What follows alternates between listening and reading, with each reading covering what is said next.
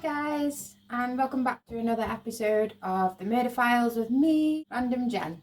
Just a reminder that all of my videos are true from real facts and information I've collected from the internet and from documentaries, and I've put everything together in my own words to make my own stories. So I hope you enjoy my version of this story today. Don't know if you've heard of it, it's a few years old, so let's get into it. So this one, guys, is pretty sick and twisted, and altogether totally uncalled for. Purely for the enjoyment and fantasy fulfilling of the kill itself. An innocent 9-year-old girl. That 9-year-old girl was Elizabeth Alton. Elizabeth was from a place called St. Martin's within Cole County, Missouri, America. She was a sweet girl. She loved cats and the colour pink. Her bedroom was covered in pink and purple, and she was certainly a girly girl, as many would say. A girl who enjoyed dresses, playing with toys and singing. She was not really an outdoorsy kind of girl, not one to get muddy or play rough. On Wednesday the 21st of October 2009, it was a cold, damp and dreary day, and little Elizabeth was at home with her mother, practicing her lines on her songs for her school play, when all of a sudden a knock at the door. It was Elizabeth's 6-year-old neighbour from 4 doors down, Emma. Emma and Elizabeth would play together, and their siblings, including Emma's 2 brothers and their older sister, a 15-year-old girl named Alyssa, Bustamante. Emma had asked if Elizabeth could go out and play. Her mother Patty was preparing the evening meal, and therefore asked to be back by 6 p.m. It was late in October, so the nights were darker earlier, and sunset was at 6:30. Now, her mother knew that Elizabeth would return home before sunset, as she was deathly scared of the dark. 6 p.m. rolled by, and Elizabeth's mother instantly began to worry. It's now going dark, the sun is setting, and the daylight is fading, but still no sign of Elizabeth Alton. Patty is really worried now, and Elizabeth would not choose to be out in the dark. She decided to ring Emma's grandmother, who Emma and her siblings were living with, to see where her granddaughter was. And to Patty's complete horror, Karen, the grandmother, revealed that Elizabeth had never been to her house that day. Patty immediately rang the police and reported her 9-year-old daughter as missing. And within 15 minutes they were on scene, and a missing persons report was filed. As I said previously, it was late in October and the weather was not suitable for a young child to be out in. It was cold and wet, and the fear of what may have happened to Elizabeth Alton was spreading throughout the community. There was around 1,000 people in the town of St. Martin's, where so many people came together in the search for the missing girl, which also included the response of helicopters, dive teams and dog squad. A command post was set up and a grid search around both of the girls' homes, with hundreds of searches in response for the little girl's sudden disappearance. Officers then order a cell phone ping on Elizabeth's phone in hopes of narrowing down the search and safe return of the little girl. Elizabeth's phone would begin to ping, and it pinged in the 60 acres of woodland that surrounded her home. Now, this is a vast area of very, very dense trees, compact together, not an ideal outcome with the phone pinging. Police continued to ping the phone with promises of finding the girl until, unfortunately, the battery on the phone had completely drained and therefore ceased to ping entirely. This, of course, was a huge blow to investigators and Elizabeth's worried family and friends.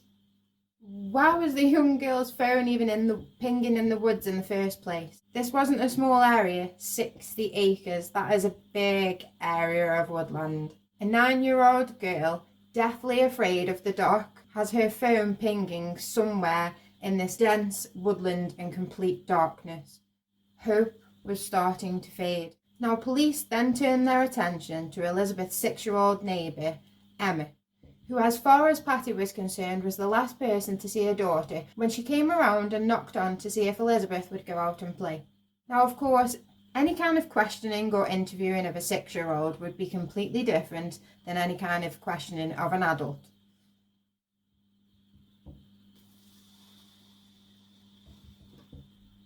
As a grown adult. As for one, they do not comprehend right from wrong. Not entirely, and not at such a young and vulnerable age. They certainly do not understand the consequences of lying to police, even the smallest of lies, and can be easily coerced by others. Emma had told the police that she had simply gone over and asked Elizabeth if she would come out to play. And that is simply what they did, played outside. Emma would later change her story. Now back to the search party, where deep in the woodlands which surrounded both of the girls' homes, searchers stumble across what looks to be a recently dug grave. But due to the rain downpour, it was unclear if anyone or anything was inside of it. As police arrive on scene, so did Emma's 15-year-old sister, Alyssa Bustamante, and she was actually overheard by one of the sergeants saying that she had dug the hole. Where did that come from? Where did she come from? Of course, this was a complete shock to the sergeant, to which he decided to ask Alyssa why would she dig the hole. She just simply and nonchalantly said, I like digging holes, and sometimes I like putting dead animals in them. Okay. That's not strange at all. I guess it could seem compassionate to bury a deceased animal, but, and a big but, what if she had been the one to cause the deaths of these animals? And who really comes across that many deceased animals that they believe they need to dig holes that big to bury them all? Animal torture and murder is a very big sign of a future killer. It seems that so many people who have committed murder, especially serial killers, begin with the torture of animals. It's like practice for them, beginner stage. Now, take Dexter for example. If any of you have been lucky to ever watch the awesome programme, if you haven't, you should do. You may understand what I mean, as it is so common to begin this way. Be aware of any of the signs of animal abuse and take it seriously. Now, police had also determined that Alyssa had actually called Elizabeth's phone around the same time as her disappearance. This in turn, with the pre-dug, child-sized grave, and other stuff we will soon hear about, gave the FBI, who are now investigating this, a reason to obtain a search warrant on Alyssa's residence. As soon as the door to Alyssa's bedroom was opened, it was more than alarming. This certainly wasn't your typical teenage girl's bedroom, but then again, Alyssa Bustamante was not your typical teenage girl. Writings and poems were spread across Alyssa's bedroom walls, some of them in blood. And these were not your sweet, happy poems, but these were really dark, concerning writings of a teenage girl. And her room was a complete mess, and it didn't even look lived in. I mean, why didn't her grandma notice? If her grandma was meant to have adopted her and her siblings to save them from their mother, I mean, seriously, the pictures that I'd seen of her room, how is that not alarming? How did you never go into her room? Did you never go in just to see if she'd left a cup in the room or plate or something? I saw a picture, I'm not sure if I've got it, guys, but there was a picture of a bed. It didn't have any bedding on it, unless it had to be washing day where they completely stripped the entire bed. This girl had no sheets, she had no duvet cover, and I don't even remember if there was a pillow, but seriously, I don't think her grandparents really saved her from their mother, because to me, the way she was living and how they did not peep that this was something to worry about is alarming for me. She had cards from her father, Cesar Bustamante, who was actually, at the time, serving a 10-year prison sentence. So, cards from prison might be alarming, but also completely not at all. But this next part is, there appeared to be a drawing of someone with slits across their face. And written next to this lovely drawing was none other than her little sister Emma's name. But the main and crucial and most important evidence found in Alyssa's room was her diary. And this, guys, was basically gold dust to the investigation. In her diary, she had written about burning down a house with everybody still inside of it. And this is what would be referred to as homicidal ideation. Now, homicidal ideation can be seen in many forms. This does not mean if you have ever had similar thoughts and feelings that you will end up being a murderer. But if you already suffer with mental health, such as schizophrenia or even substance-induced psychosis or delirium, and it is not treated properly, then your mind can take you to some very, very dark places. Don't be afraid to share your thoughts with someone, perhaps someone you trust or a mental health professional, as keeping these thoughts to yourself could be the worst decision. Now, most people who have homicidal ideation do not actually commit homicide. 50 to 91% of people surveyed at university grounds around the United States admit to having homicidal fantasy. I mean, come on, who hasn't, honestly? You've never imagined revenge on someone who wronged you, or even thoughts of killing someone who has hurt you or your family? Like, you know, just even, not like I'm gonna go do it, but just like thoughts of it. Just me? I know it's not just me. As I said, just because you have these thoughts, this in no means is meant to be understood as, oh my God, I'm gonna be a killer. Because don't panic, it can be quite normal. But if your mental health is already in a bad place, or you have a mental health disorder, then I would advise you to speak with a mental health professional, and do not be afraid to tell them your darkest thoughts. Trust me, they have heard it all, and they are there to help you through and prevent such tragedies. Now, Alyssa had actually made a last entry in a diary, which she had also dated, and this date was Wednesday, the 21st of October, the very same day as the young girl's disappearance. But this entry had been attempted to be destroyed. It looked like blue ink was just covered over the entire section, besides the date. Now, this really did pique investigators' interest, and they had to see what was beneath it, of course.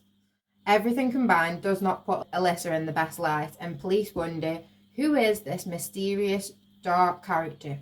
Who is Alyssa Bustamante?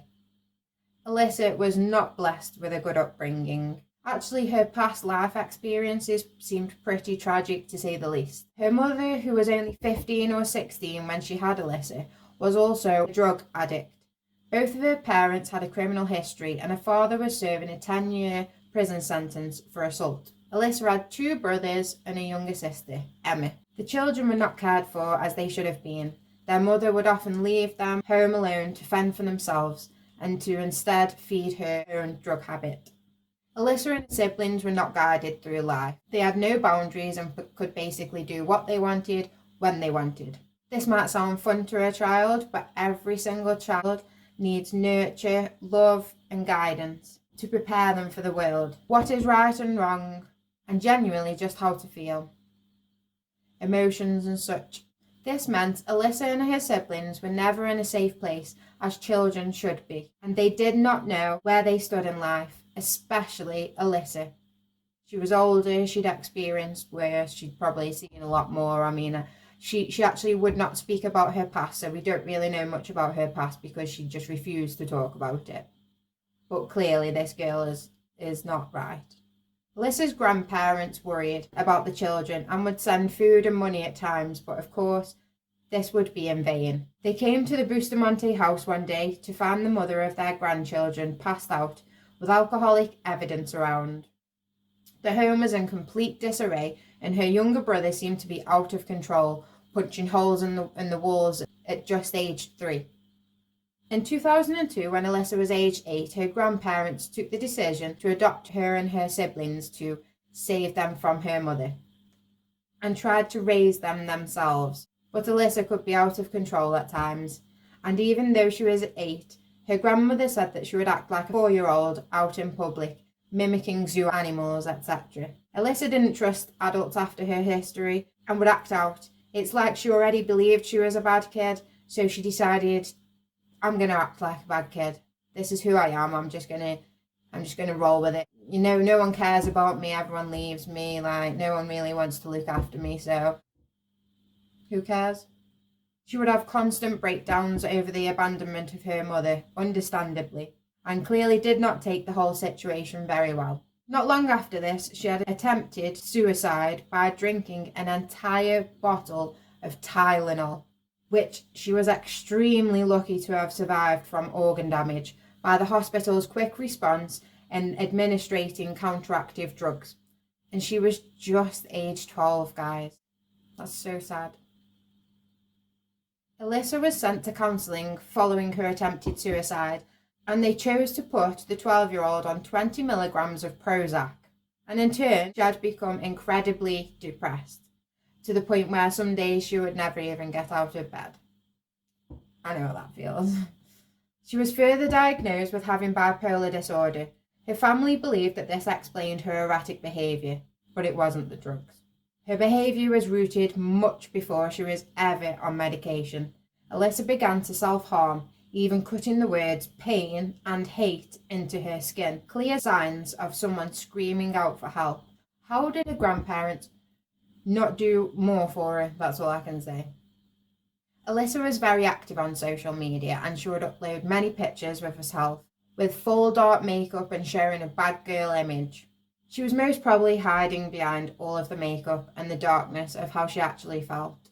On Alyssa's YouTube account, she actually listed under hobbies as cutting, which is a form of self-harm, and killing people. Not the usual bio for a 15-year-old teenage girl.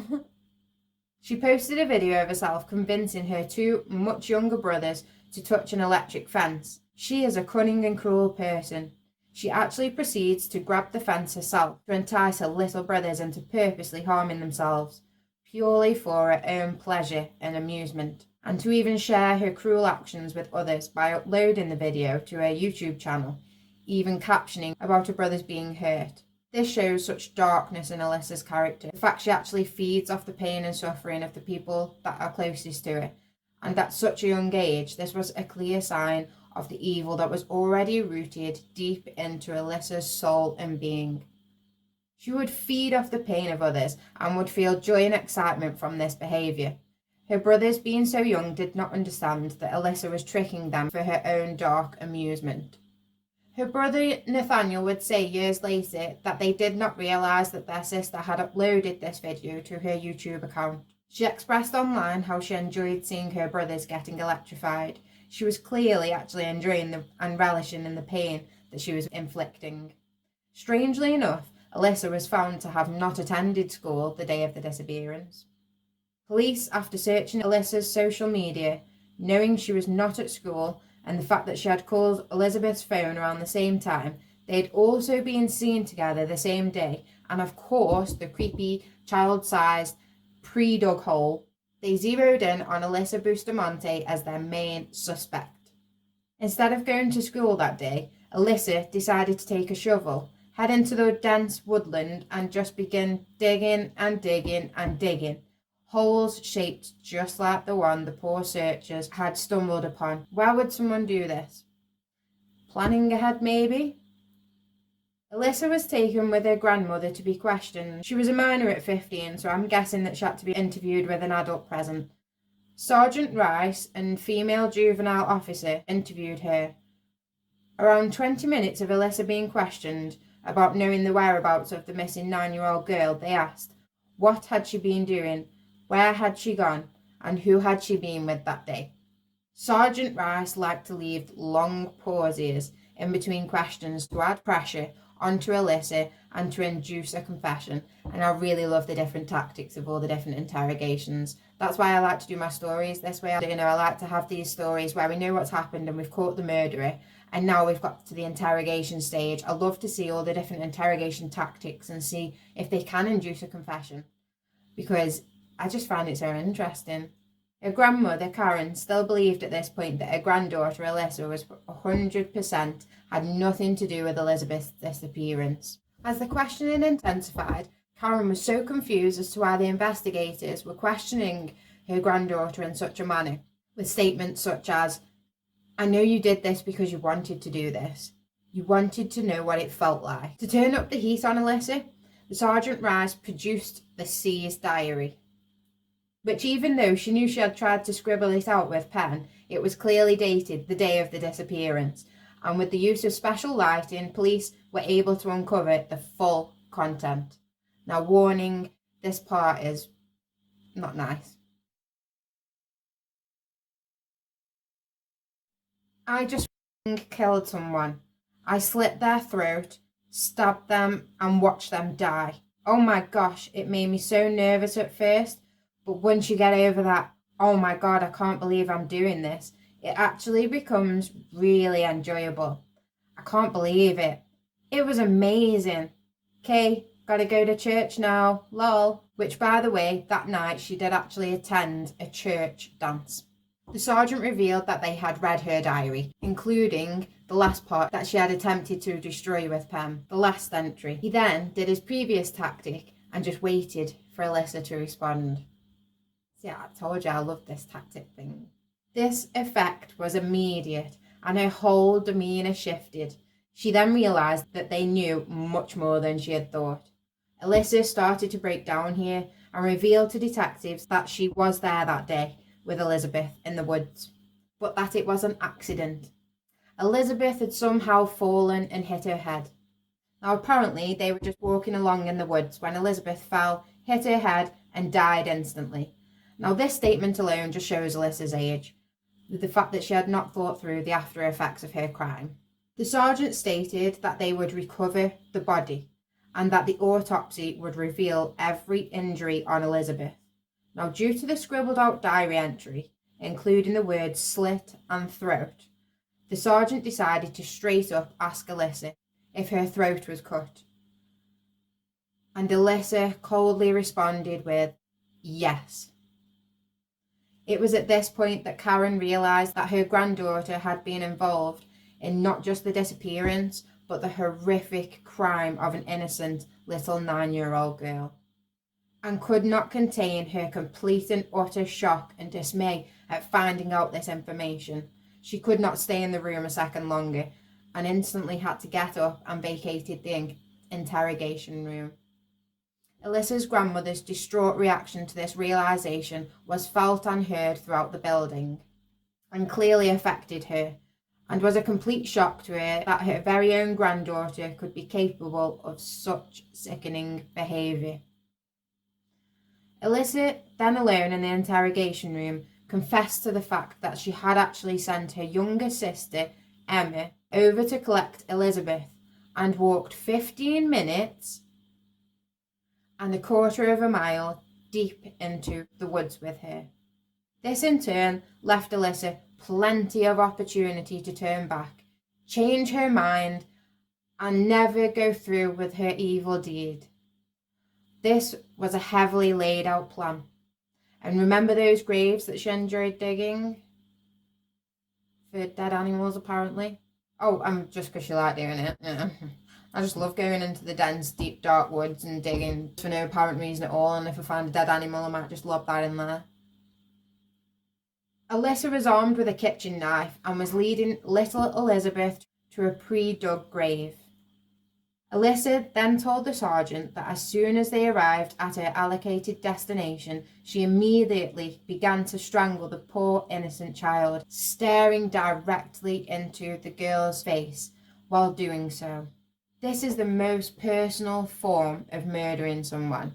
It's up close, it's prolonged, and it usually includes extreme force. You know, it's not just picking a gun up and shooting. Like, you have literally got to be up close in the area of that person for a prolonged amount of time and just directly in the face. Like, how can you not stop? How can a person not stop when they're doing that, you know? Alyssa strangled Elizabeth multiple times. She also stabbed her in the chest around 6 or 7 times and then proceeded to slit her throat. After the confession, Alyssa agreed to take Sergeant Rice to Alyssa's body, and she led them directly to the body. Remember, it's 60 acres of woodland. Her body was not well covered. The sergeant said she was buried only a few inches deep, if that. They could actually physically see parts of the body sticking out. I mean, that must have just been traumatising for whoever found it, and just everybody really that had to see that. Just covered with a bit of mud. And then, of course, it had rained, so she clearly didn't plan that part as well as she had prepared the graves and her evil plan to lead Elizabeth there that day. Alyssa had managed to entice the poor, vulnerable 9-year-old into the woods, just like she had enticed her younger brothers into touching the electric fence for her own pleasure and enjoyment. This was the same, except now she had advanced to murder. Elizabeth trusted Alyssa and clearly knew her, as both of them and their siblings would play together often. Unfortunately, this twisted teenager was not to be trusted. An autopsy was ordered after Elizabeth's body was found and almost mirrored the sickening plan from Alyssa's diary.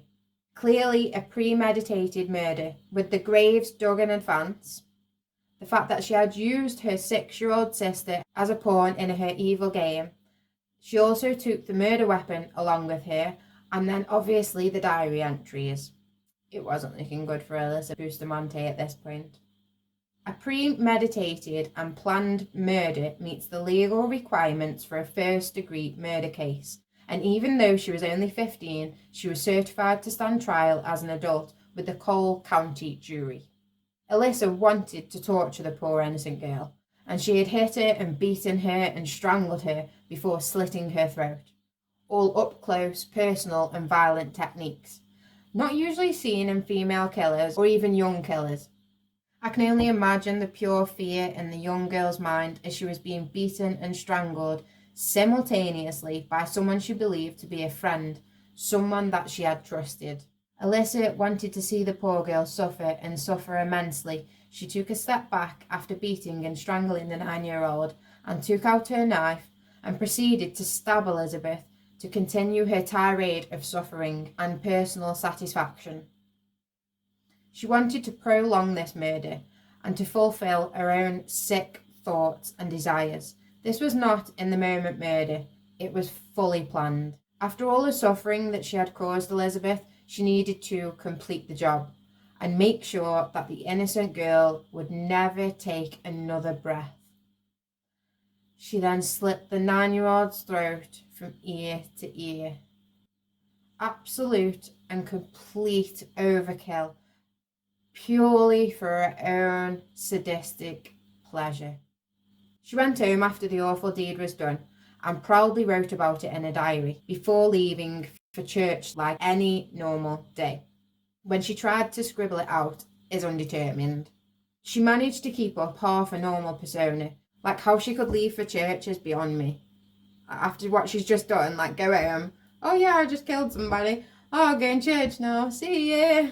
But to someone like Alyssa, that was nothing. She enjoyed the pain that she caused others, but she could then switch back to like anybody in society.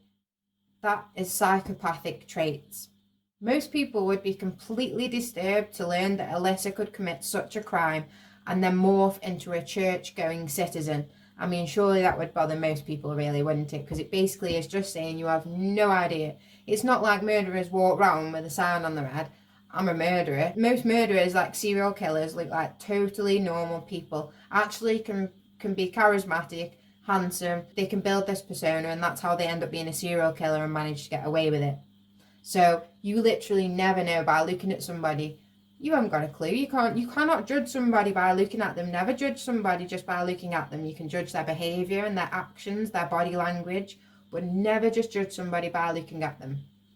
You never ever know who is a killer.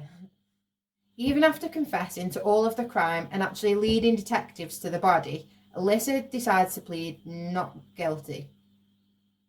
In custody awaiting trial, Alyssa starts to self-destruct again, and she shows severe signs of anxiety and depression, even taking to using her own fingernails to cut herself. How do you even do that? Must be some sharp nails. She was then put on suicide watch and given psychiatric help. Alyssa was tried as an adult, as she was clearly aware of her actions and had planned the whole thing out. So it's not always just because of your age. They take into consideration the crime itself, how it was acted, how the perpetrator laid out his or her plan. With so much evidence against her though, the night before the trial, Alyssa had decided to change her mind and enter a plea of guilty. She did this purely for herself though, to reduce her sentence from a first-degree murder to a second-degree murder. I still don't get how that all works, guys. Like, what's going on there? And I believe this was completely with no remorse in the decision change. This was all for herself, guys, defo. The hearing began on January the 30th, 2012. Alyssa pleaded guilty to second-degree murder and armed criminal action. As part of her plea deal, she had to describe in detail the horrific actions upon the sweet Elizabeth Alton to the whole court. Now, the courtroom was packed from all the coverage of Elizabeth's disappearance, and then the arrest of a 15-year-old as the perpetrator had induced a crowd wanting answers, demanding answers. The court literally gasps at pure shock and horror of the brutal beating and slaying of the innocent girl. Yet Alyssa just sat staying calm throughout, because of course this doesn't affect her. I mean, why would it? That's Alyssa. Alyssa's defence tried to focus on her awful upbringing and life experiences, which, yes, of course, would affect anyone, but not turn them into a sick child torturer and murderer, okay? Alyssa committed this murder for her own personal thrill. She wanted to know what it felt like, just like she had written in her diary. Her homicidal ideation come true. Alyssa was sentenced to 30 years in prison without parole and a further 30 years for the criminal action. Only weeks after her sentencing, though, the US Supreme Court ruled that juveniles cannot face automatic life sentences without the possibility of parole.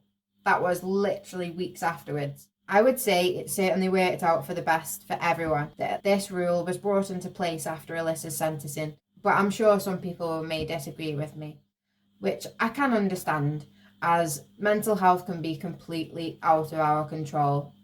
I know that myself, so I have been in some very dark places and had some very dark thoughts myself, so I certainly do not judge anybody, and anyone my stories include. I am not judging anyone.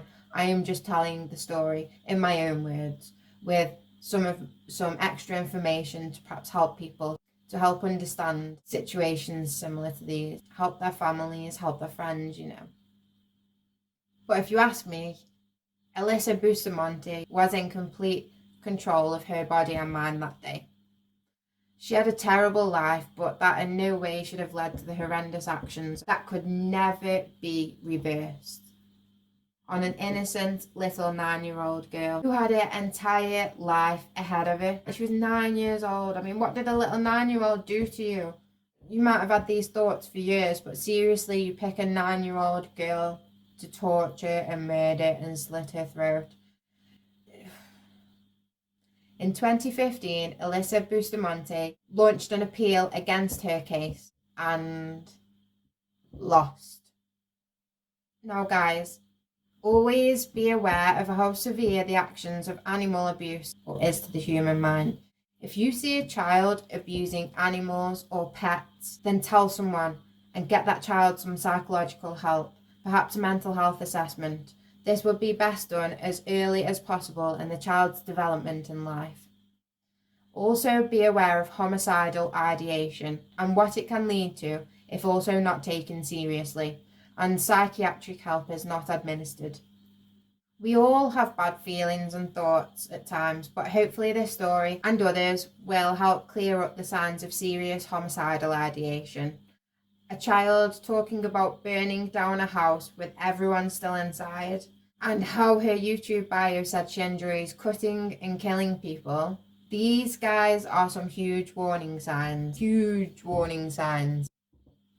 If you believe that anybody you know or any child that you know may be suffering from similar problems, if you know of a child that is abusing animals, then you must interfere. Get that person some help, whether it's homicidal ideation or it's animal abuse. Get them some help. And if you yourself have homicidal ideation, please get yourself some help. There is always somebody to talk to, and things definitely do get better. Thank you for watching my video, guys. I really appreciate it. And also, if you could please leave a like, maybe even share my video, and I'd love to see some more comments. Any comments any ideas that you might have for future videos you'd like me to do, I'd love more ideas. I've already been given a great idea for a video I think I might cover next. It's just getting all of the information together. But thank you so much for everybody that has supported my page so far and subscribed and who's watching my videos. It really, really means a lot, honestly, because I take so much effort into making these videos. I really enjoy doing them, but it's my body and mind that struggles to cope with it. Again, I can barely talk at the end of this video. Where's my brew? I've been trying the entire time along not to cough. Anyway, take care everyone, and remember, not everyone can be trusted. Thank you so much for watching. I shall see you soon with another video. Random Jen.